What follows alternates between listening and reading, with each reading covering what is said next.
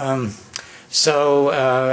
recently, more or less by chance, had a debate with David Cutler on various radio call-in shows about cost containment, and then I heard Alan's presentation. There's a story about things in the bill about how they're going to work for cost containment that's really a pretty attractive story. And so, you know, I keep telling myself, Mark, don't sound like a wet blanket. My wife would tell me that anyway. Be upbeat about these things. Nevertheless, I have to say that much of the presentation sounds to me like, and maybe I've been around too long, many of the presentations are cheerleaders for various kinds of delivery systems over decades. Some of them turned out to be right. Alan Enthoven, I think, was absolutely right about the advantage of the HMO model over the, at least the old fee-for-service model, not only present, of course, in Medicare. It's just that people hated that HMO model when it actually came into existence. And the real issue here, I think, is, well, one way to say it is if there was an FDA of cost containment, there are relatively few things. There aren't zero, but there's the major items that Alan had on his list would not be declared by the FDA of cost containment as proven safe and effective. They might work. Somebody ought to give them a shot, but I'm concerned there doesn't seem to be a plan B in the bill. If they don't work, then what do we do? And that's as much of a wet blanket as I'll be, but I thought I ought to be at least a little bit moist about it all and say, you know, these things may well work. I'll say a little more about bundled payment and all of that in my lunchtime remarks, but you know, I wouldn't break out the champagne yet, and we'll see whether they work or not. Having said all that, though, I guess the main thing I want to talk about cost containment is actually something that was relatively little discussed in the debate about health reform, relatively little treated in the legislation, and we still haven't gotten around to too much, although Alan did raise it with his Medicare slide.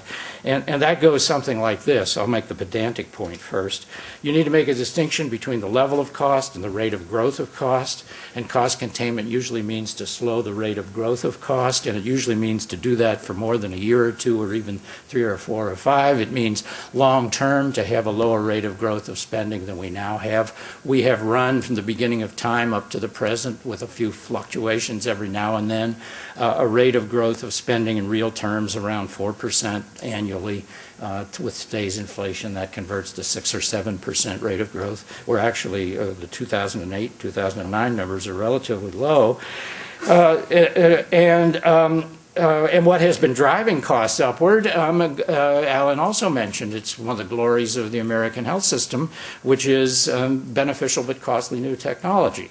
That's sort of the most important cause. The second most important cause actually are, well, the version of it by Jerry Anderson and Uwe Reinhardt is its price is stupid, but it's actually wages stupid for the most part, because the great bulk of health spending goes to nonprofit hospitals whose high prices reflect high wages, or it's those greedy phlebotomists that are responsible in part for our high healthcare spending growth and their rapidly rising wages. Most people, when told, well, the reason healthcare spending is growing is not because some enemy has done this to us, but because we're inventing ways to extend lives and improve the quality of life and raise wages of people in the healthcare sector, then they wonder why do we want to contain cost? But by pure power of arithmetic, we know that eventually something that's growing faster than the real GDP will eat up all of GDP. So I guess the main message here about the misplaced focus in the discussion is nobody really talked seriously about reining in the growth of costs due to either new technology or rising worker wages, and how we might do that in a graceful fashion. To be sure, there is some hope that some versions of cost effectiveness analysis might do that, although most of the discussion of cost effectiveness analysis in the debate about health reform was much more static. It was, well, this is how we're going to achieve those Dartmouth efficiencies, that 30% or so inefficiency that exists in McAllen, Texas, and doesn't exist in Minneapolis. in my view, the burden on cost of, there I'm falling into Freudian slip, comparative effectiveness analysis, I think is not so much to achieve temporary savings, but to deal with the kind and the rate of adoption of new technology.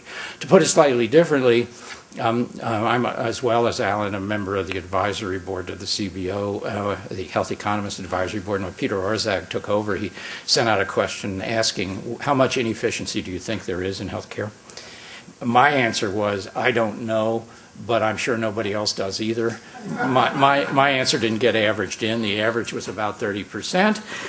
Even if you take that as a legitimate number, although it really is a consensus of experts when the experts have no real strong basis for their consensus, but that's the way consensus of expert is. Suppose you could put that in place. Well, if you take 5 to 6% rate of growth, it'd give you about 5 good years of low or zero growing healthcare spending. And then if the people in this room and the people at the National Institute of Health keep doing God's work and inventing better but more costly ways to improve Americans' healthcare, we're back on the same trajectory. So the dilemma for the great bulk of cost containment innovations is that they have this static one-time character, and so we haven't really focused on the real thing. I'm happy actually to endorse Alan's view that we need to keep people healthier longer because that could actually produce a permanent slowdown in the rate of growth. The best thing for all of us is obviously to live to age 90 and then die cheaply all at once. And that's what I aspire to do, so I hope I can achieve that.